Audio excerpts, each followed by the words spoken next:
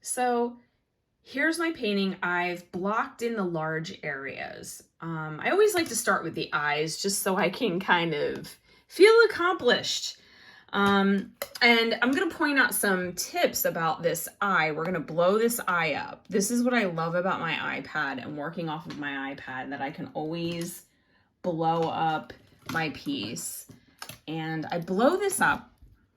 And when you're looking at this eye, like right along this edge here, it's got sort of like a light blue color.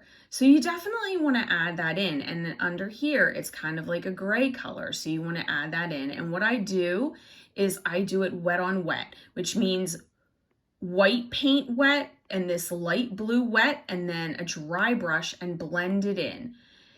Make sure you're being real conscious of how much paint you're putting on, because you don't want too much paint on your brush or not enough paint on your brush, but you never want to go in with too much. But after you put this in wet on wet, you wait for it to dry a little bit and then you blend it in. Like, you get a dry brush and you're going to blend that so it looks like it's fading into the eye.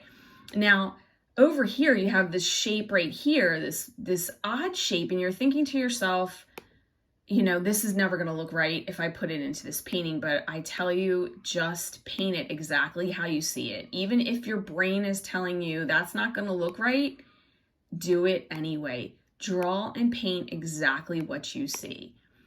One of my, one of the greatest tips I have ever gotten as a painter is squint at your work.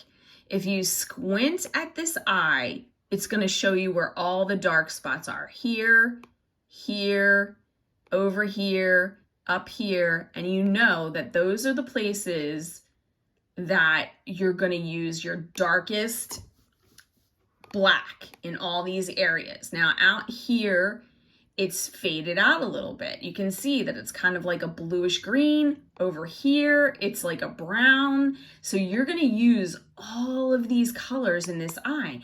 And that's how you're going to get the depth in the eye. That's how you're going to get the eye to look realistic, is by using all these different colors and really blending them together and making it look exactly like this eye. And you're sitting here saying to yourself, nope, eye's black, brown, white outside. But there's so many more colors in this eye that's really going to help your work to make it look realistic. So you know, even though you're saying to yourself, well, this really isn't what an eye looks like. You got to turn off your brain sometimes and just paint and draw exactly what you see.